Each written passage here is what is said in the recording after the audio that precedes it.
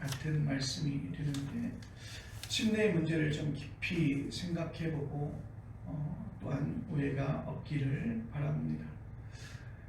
사도행전은 예수 그리스도의 복음이 예루살렘에서 시작하고 그리고 이방인 지역인 소아시아와 그리스 등을 거쳐서 로마에까지 이르는 과정에서 사도들이 어떠한 행동을 했는지 또한 어떠한 활동을 했는지를 관한 이야기를 담고 있는 것이 사도행전입니다. 사도행전의 특징을 두 가지로 정리할 수가 있는데, 그 첫 번째 하나는 이 이야기에서 주도적인 역할을 한 인물이 있어요.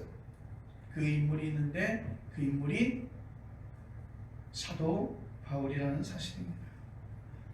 다른 제자들의 활동도 예를 들면 베드로와 요한 같은 이들의 활동도 물론 기록되어 있지만 대부분은 사도 바울의 행적들을 또한 그의 활동들을 다루고 있는 것입니다. 이렇게 바울의 본격적인 활동은 13장부터 시작해서 이후 28장까지 거침이 없습니다. 다른 하나는 사도들의 선교 활동을 성령이 이끈다는 사실입니다. 사도행전 1장 8절은 이렇게 말씀하고 있습니다. 오직 성령이 너희에게 임하시면 너희가 권능을 받고 예루살렘과 온 유대와 사마리아와 땅끝까지 이르러 내 증인이 되리라.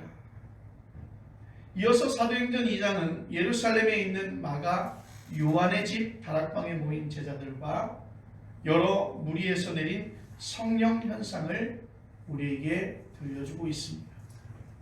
이렇게 바울의 활동도 온전히 성령의 이끄심이었다는 사실이 사도행전 곳곳에 강조되어져 있고 또한 그러한 역사들이 나타나는 것을 우리는 볼 수 있습니다. 자, 오늘 설교 본문은 성령에 관한 또 하나의 다른 이야기입니다. 예루살렘에 있는 사도들이 사마리아 사람들도 하나님의 말씀을 받았다는 소식을 들었습니다. 사마리아 사람이 좀 애매한데요. 사마리아 사람은 유대인도 아니고 또 완전한 이방인도 아닌 아주 모호한 위치에 있었습니다. 그들이 이제 하나님의 말씀을 받았다는 것, 그것은 이제 이방인 선교의 길이 열리기 시작했다는 뜻이죠. 그래서 사도들은 그 지역에 베드로와 요한을 대표자로 파송합니다. 당시 예루살렘의 명실상부한 지도자는 예수의 동생 야고보였다는 것을 우리는 갈립보서 1장에서 알 수 있습니다. 로마 가톨릭 교회가 주장하듯이 베드로가 대표자였다면 아마도 베드로를 파송할 수 없었을 것 같습니다. 사마리아만이 아니라 훗날 베드로는 순회 전도자로 안디옥에도 파송이 되어집니다.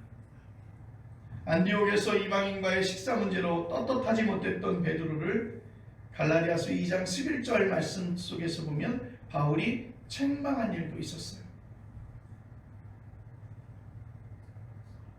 자, 이제 베드로와 요한은 사마리아의 말씀을 받는, 그러니까 믿는 사람들에게 성령 받기를 기도했습니다.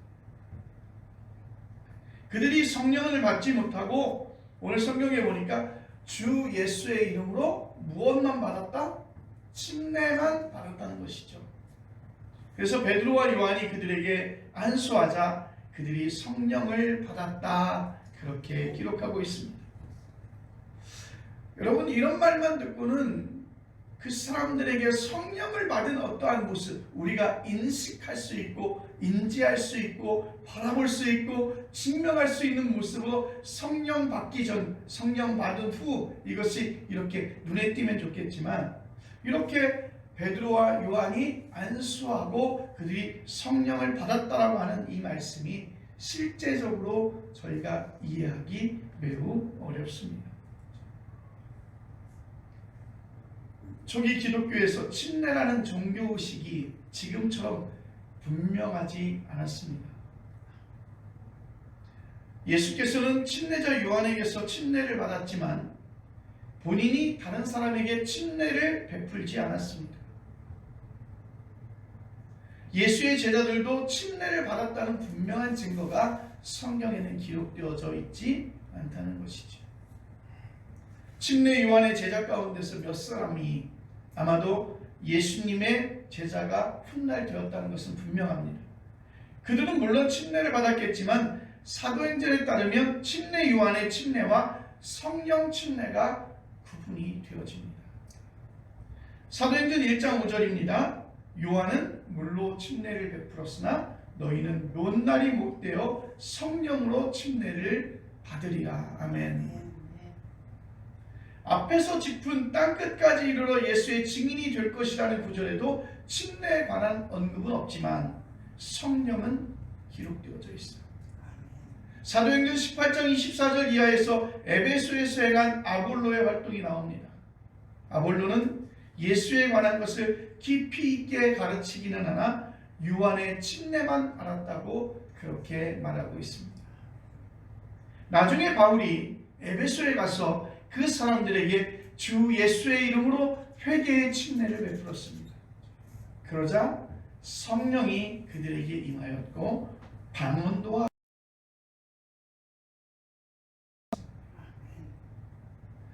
침례 요한의 전통이라 할 침례 의식이 기독교 교회의 종교 의식으로 자리를 잡는 과정에서 어느 정도 혼란이 있었다는 사실은 우리는 부정할 수 없습니다. 시간이 지나면서 이 문제로 더 큰 분란은 일어나지 않았습니다. 말하자면 침례 요한을 따르는 사람과 예수 그리스도를 따르는 사람들이 교단이 갈라서는 것처럼 그렇게 분란이 일어나서 갈라지는 불상사는 일어나지 않고 어쨌든 정리가 된 것으로 보입니다. 그 흔적을 우리는 복음서 말씀인 누가복음 3장 16절에서 확인할 수 있습니다. 침례 요한이 그리스도라는 소문이 돌자 요한은 이렇게 대답합니다.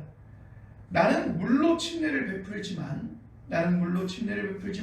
뒷날 자기보다 능력이 압도적으로 크신 예수께서는 성령과 불로 침례를 베풀 것이다. 아멘. 침례 요한의 대답이 초기 기독교의 관점이 투영된 것입니다. 침례라는 종교의식은 성령이라는 내용으로 채워져야 한다는 것이죠. 내가 침례를 받지만 이제 그것은 성령 침례로 맺음을 받아야 된다는 것입니다. 그래서 요한의 침례와 예수의 성령 침례는 실제로 어떤 차이가 있을까요? 더 줄여서 말씀하면 침례를 받는 것과 성령을 받는 것에는 무슨 차이가 있을까요? 저희는 침례교단이죠. 그래서 침례의식이 매우 중요해요. 그런데 침례의식이라고 하는 것이 무엇이냐면요, 나는 이제 예수를 구주로 믿고 나는 하나님의 아들이 되었습니다. 이제부터는 나 개인의 세속적인 삶으로 살지 않고 오직 기독교인으로 살겠다고 이렇게 결단한 사람들이 교우들 앞에서 공적으로 자기 결단을 고백하는 의식입니다. 침례를 받으려면 일정한 기간 예배에 참석하고 또한 침례에 관련한 그러한 교육을 받아야 합니다. 로마 가톨릭 교회의 침례 교육은 어떻게 보면 개신교회보다 훨씬 더 매우 철저했던 것을 볼 수 있습니다.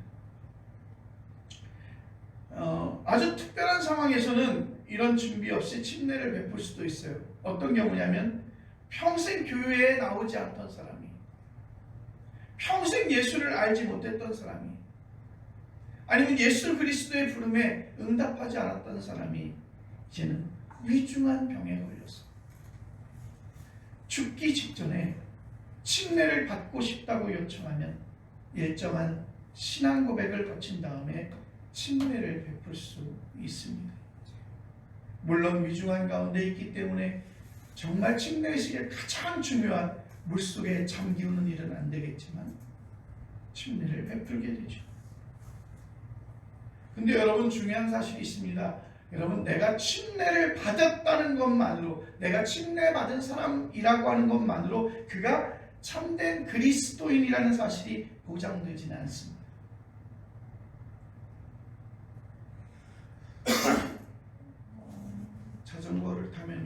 자전거를 타면 대한민국에 각 자전거 도로들이 있어요. 자전거 도로들이 있고 그 중간중간에는 그 지점을 통과했다라고 하는 도장을 받는 그러한 부스가 이렇게 어떻게 보면 공중전화 부스 같이 생겼어요. 빨간 공중전화 부스 같이 생겼는데 거기를 가면 무인으로 우리가 도장을 받을 수 있어요. 그래서 자전거를 타는 사람은 가지고 있죠.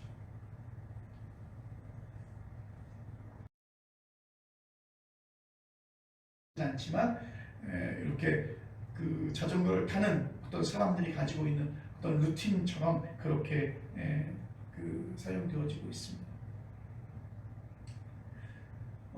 산티아고 순례를 관장하는 기관에 가서 나는 이제부터 순례의 길을 가겠습니다라고 하고 출발하는 도장을 받거나 지금 말씀드린 것처럼 자전거를 타면서 각 지점마다 있는 그 도장을 받는 것, 또 마라톤 대회에 참가해서 출발선에서 출발하는 것과 비슷하다는 것이죠. 그가 실제로 목적지까지 도착한다는 보장은 없습니다. 여러분 창피한 얘기지만 각 교회에서 권사임직을 맡거나 장로임직을 맡아요. 교회에서는 굉장히 중요하고 무거운 직분입니다. 근데 그 사람들이 장로 직분을 받아서 정말 그 직분을 잘 감당하고 마지막까지 하나님 앞에 간다면 매우 자랑스럽고 매우 존경받을 만한 일이지만 여러분 그렇지 않은 사람들도 있잖아요. 권사 직분을 가지고 있으면서 타 종교로 개종하는 사람이 있고 교회를 안 다니는 사람이 있고 장로 직분을 받으면서도 그 장로 직분을 받고 나서 타 종교로 가는 사람이 있고 교회 다니지 않는 분들도 여러분 있습니다. 그가 출발지에서 출발했다고 해서 그가 그 목적지 마지막 그 목적지까지 도달한다는 보장이 없습니다. 아무 생각 없이 친구 따라갔다가 중간에 힘이 드니까 중간에 포기하는 경우도 있죠. 물론 또 그 반대로 그냥 친구 때문에 교회에 놀러 갔다가 그 교회에서 정말 주님 만나고 마지막 그날까지 정말 주님 위해서 살다가 가는 그런 믿음의 사람들도 볼 수 있습니다. 많은 그리스도인들이 침례를 받았지만 교회 구성원이 되지만 마지막까지 그리스도인으로 일생을 마친다는 보장은 없었다는 것입니다. 여러 가지 이유로 중간에 목적지까지 가지 못하고 탈락하는 사람들이 생깁니다. 또는 그냥 구경하는 구경꾼으로서 제3자의 방관자로서 바라보고 머물고도 있다는 것이죠. 마라톤 대회에 공식적으로 참가했으나 중간에 카페에 들어가서 커피를 마시거나 진행자 눈을 피해서 자전거를 타듯이 말입니다. 주님께서 나를 자녀 삼으셨습니다. 나는 예수 그리스도를 나의 구주로 영접했습니다. 그렇게 시작을 했지만 결국에는 그 사실을 점점 잃어버리고 점점 잊혀가는 내 안에 예수 그리스도가 잊혀가는 삶을 살아가다가 결국에는 예수님과 아무 관련 없는 그러한 삶을 살다가 가는 분들도 있다는 것입니다. 침례를 받고 교회에 나오고 어느 정도 그리스도인 흉내를 내기는 하지만 실제로 침례받은 사람으로서의 영성을 유지하면서 살기는 매우 어렵습니다. 지금 여러분들은 어떤 상태인지 생각해 보십시오. 인생의 영적인 순례로 알아 기쁨 충만하게 나는 예수 그리스도를 구주로 영접한 것이 나의 삶에서 참으로 기쁨입니다. 나는 예수의 그 길을 따라 이 길을 걷겠습니다. 그리스도인으로서의 그 길을 걷고 있는지 한번 생각해 봐야 되지 않을까요?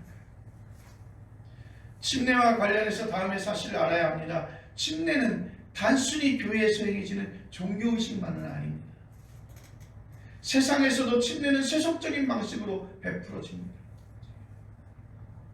가정교육과 공교육도 우리가 보면 일종의 침례죠. 교육받은 대로 사람이 살기 때문이죠. 지금은 많이 볼 수 없지만 저 어린 시절 우리는 반공교육이 아주 철저했습니다. 교회도 반공주의를 신앙의 한 부분으로 가르쳤어요. 공산주의자들은 인간 이하의 빨갱이로 불렸습니다. 정치적인 목적으로 간첩을 만들어내기도 했습니다. 이런 교육에 세뇌당한 탓인지는 모르겠지만 21세기 대한민국의 대통령이라는 사람이 계엄령을 선포하며 이렇게 말했어요. 반국가 세력과 종북 세력을 척결하고 자유 헌정 질서를 지키기 위해 비상계엄을 선포했다. 시대착오적인 주장이 일부 사람들과 일부 기독교의 지도자들에게 먹히는 것이죠. 한 교단에 대표하는 인물들이 이러한 생각들을 가지고 정권이 바뀔 때마다 그곳에 가서 예수 이름을 팔고 하나님의 이름을 팔고 그 정권의 달콤함 속에 살아가는 그런 지도자들을 바라보게 됩니다. 여러분, 그들이 반공주의라는 침례를 받음으로 인해서 세계와 삶을 보는 눈이 왜곡되진 않았을까요? 21세기의 가장 강력한 침례는 자본주의에 의한 것입니다. 모든 것을 돈벌이의 대상으로만 여기지요. 단순히 일용할 양식을 얻기 위해서가 아니라 끝없는 성장에 대한 욕망을 채우기 위해서 돈벌이에 매달려요. 여러분, 돈 버는 거 매우 중요하죠. 여러분, 잘 사는 거 매우 중요합니다. 그런데 그러한 성장과 그러한 돈벌이에 내 욕망을 채우기 위해서 나의 욕심과 나의 영혼을 불태운다는 거예요. 여러분, 땅을 생각해 보세요. 자동차나 컴퓨터처럼 사람이 생산할 수 없는 상품입니다. 그 땅은 한두 사람이 독점할 수 없는 모든 사람이 공유할 수 있는 재산입니다. 한반도 땅은 한두 사람이 아니라 우리 모두를 위해서 사용되어져야 한다는 것이죠. 그런데 자본주의에서는 땅도 사적인 돈벌이의 대상으로 전락해버립니다. 저도 어느 때 지나가다가 아마 50이 넘어서 그렇게 생각할 거예요. 왜 나는 땅 한 평 안 가지고 있을까? 그런 생각들. 저렇게 넓은 땅들이 있는데 왜 내 이름으로 되어져 있는 땅 한 평이 없을까? 우리나라는 이런 현상이 유독 더 심하죠. 정치인과 지역 토건 세력과 법조인이 결탁해서 벌이는 토지 개발 문제는 심각합니다. 여러분, 요즘에 TV에서 뭐 갑질 문제 막 그 미디어에 나오지 않습니까? 저도 깜짝 놀랐어요. 이혜훈 의원이 그렇게까지 할 줄은 몰랐어요.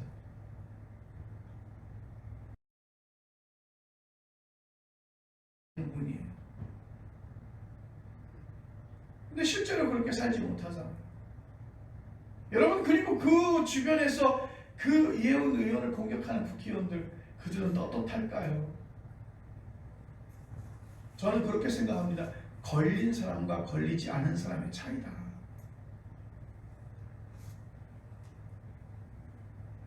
돈을 1억을 받았다고 해서 구속된 사람이 있어요. 걸린 거죠. 걸리지 않은 사람은 지금 얼마나 전전긍긍할까요? 뭐 그런 생각 저는 갖습니다. 여러분, 그 자리에서 그런 것들에 대한 유혹을 물리치기 정말로 어려워요. 여러분, 어떻게 보면 그러한 권한을 갖기 위해서 그 자리에 부단히 노력해서 올라가는 것 아닐까, 이런 생각도 해요. 정말 대한민국 국회의원 300명 가운데서 정말 그것에서 자유로운 사람이 과연 누가 있을까? 그런 생각 좀 해요. 동식물의 소유이기도 한 땅을 사적 이익의 도구로 여긴다는 것은 철저하게 자본주의의 물질 숭배 사상으로 그렇게 침례를 받은 거예요. 자기도 모르게 저절로 그렇게 움직이는 겁니다. 이런 시대 정신 앞에서 기독교인들도 여러분 계속해서 무너지고 있잖아요. 어처구니 없게도 교회가 재개발 지역에서 하다 알박기 방식으로 재산을 불리는 일도 있습니다. 이런 마당에 우리가 예수 그리스도의 이름으로 침례를 받았다고 말할 수 있을까요? 저는 아무리 그럴듯한 휴머니즘을 앞세운다고 해도 공산주의자가 되고 싶은 생각은 추호도 없습니다. 그런데 영적으로는 그런 공산주의자로 살고 싶습니다. 수도원이 가장 원형적인 공산주의 체제죠. 사유재산이 없으니까 함께 일하고 함께 기도하고 같은 음식을 먹습니다. 사적 재산이 없는 공산주의가 수도원으로는 가능해도 세속사회에서는 여러 가지 이유로 불가능하죠. 여러분, 우리는 죄인이잖아요. 같이 일하고 같이 나누고 그렇게 쓰는 것보다 내 욕구들이 내 안에서 그 죄악의 속성들이 나오잖아요. 다른 사람보다 조금 더 많이, 조금 더 노동을 덜하게 하고 그 사람들 앞에 서서 그들을 지배하고 싶잖아요. 세속사회에 살고 있는 그리스도인들이 딜레마가 바로 여기에 있어요. 만약에 하나님께서 예수 그리스도를 구주로 영접하고 예수를 믿는 하나님의 백성을 하나님께서 바로 뽑아서 휴거를 해간다면 바로 천국이 이루어지겠죠. 그 사람들에게서. 그런데 우리가 딛고 사는 땅이 바로 이 세속사회예요. 세상은 우리를 점점 더 사적 재산에 집착하게 만들고 있습니다. 점점 더 자본에 대한 욕망 시련을 행복의 기준으로 제시하다 보니까 여러분 보십시오. 미국에서도 트럼프라고 하는 사람을 대통령으로 선택하지 않습니까? 이 세계는 앞으로 더 노골적으로 약육강식의 원리가 지배할 것 같습니다. 이런 세상에서 그리스도인들은 어떻게 살아야 할까요?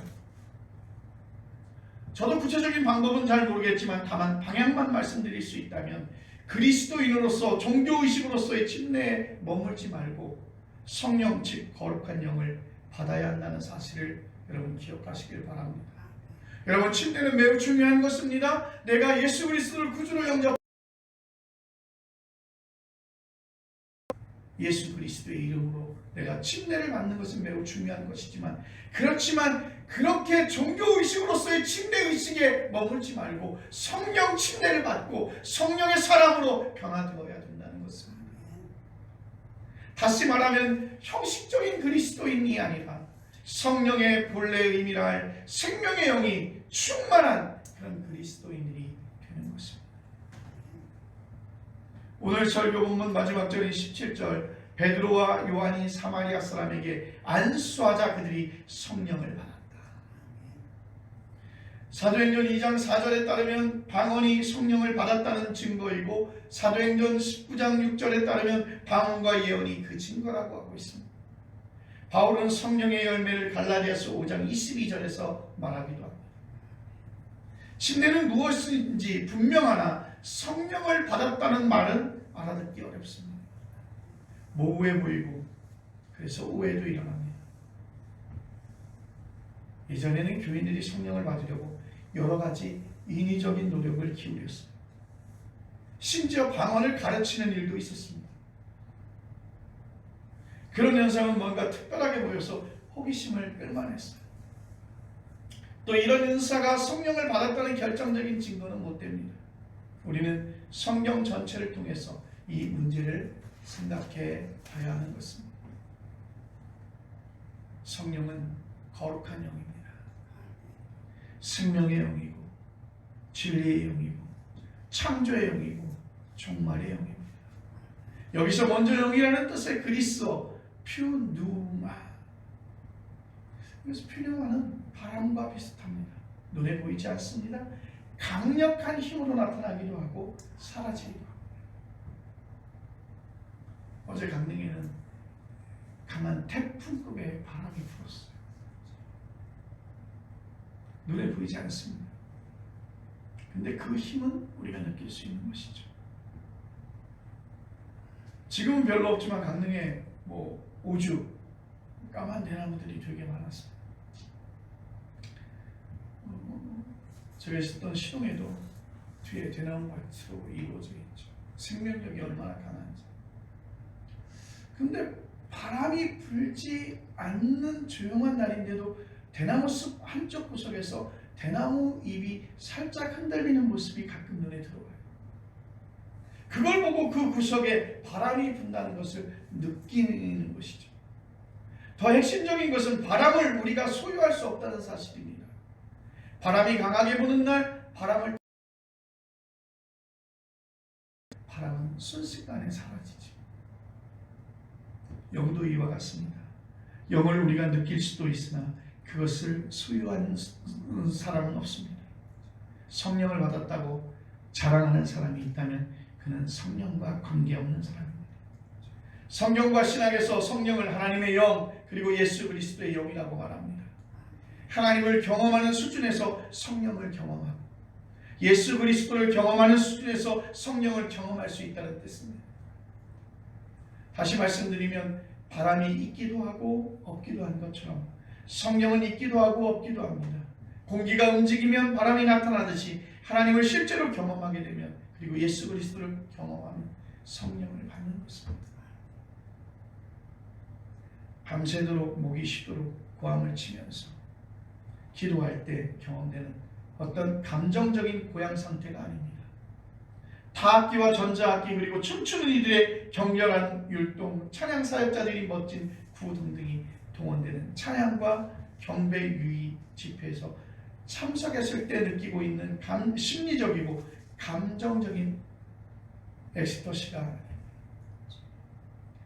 그런 것을 일반 쇼 프로그램에서도 얼마든지 경험할 수 있어요. 그렇게 즐겁고 재미나게 사십시오. 그러나 그런 경험은 아무리 강렬해도 우리의 삶 자체를 바꾸지 못합니다. 여전히 난민을 거부하고 동성애자를 혐오하며 자본 논리에 종속되어져 있습니다. 겉으로 강력해 보여도 성령의 활동이라는 보장은 없습니다. 성령을 받았다는 말은 이런 점에서 위험하죠. 악한 영도 버젓이 활동하니까. 성령을 받았다는 말은 예수 그리스도를 통해서 삶이 새로운 차원으로 변화되었다는 뜻입니다. 삶의 형질 자체가 달라진 것입니다. 형식적인 그리스도인에서 실질적인 그리스도인이 된 것입니다. 이런 변화를 가리켜서 복음서는 메타노이아, 회심이 이루어졌다라고 말합니다. 하늘나라가 가까이 왔으니 회개하라. 예수의 선포가 이것을 가리키죠. 이런 변화를 실감하지 못할 수 있습니다. 그리스도인들도 실제의 삶에서 일반 사람과 별 차이 없어 보이기 때문이죠. 세상 사람들은 기독교의 신앙을 공허한 것으로 여깁니다. 성령 경험을 통한 삶의 변화도 시험 점수를 매기듯이 수치로 확인할 수는 없습니다. 바람처럼 없기도 하고 있기도 한 성령을 통해서만 삶의 차원이 달라졌다는 사실을 우리는 알 수 있는 것이죠. 성령을 통해서 새로워진 삶이 무엇인지 여러분 마태복음은 이렇게 이야기하고 있습니다. 마태복음 28장 20절 볼지어다 내가 세상 끝날까지 너희와 항상 함께 있으리라. 아멘. 아멘. 여러분 세상 끝나는 지구와 우주가 끝나는 종말만이 아니라 개인적인 죽음이기도 합니다. 또 죽음과 같은 절망스러운 상황일 수도 있습니다.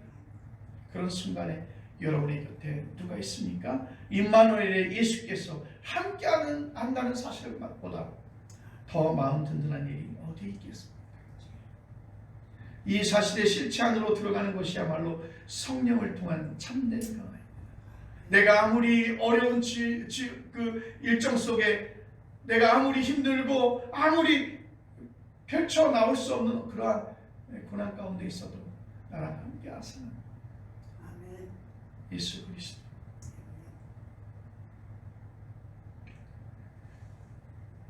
사랑하지 않으면서 어쩔 수 없이 부부로 평생을 살다가 아들, 딸, 시집장가 다 보내고 황혼 이혼을 선택하는 사람들처럼 기독교의 신앙을 떠나기도 하고 그냥 밋밋하게 교회 나가 그러한 흉내만 낼 수 있습니다. 여러분 어떻게 하면 좋을까요?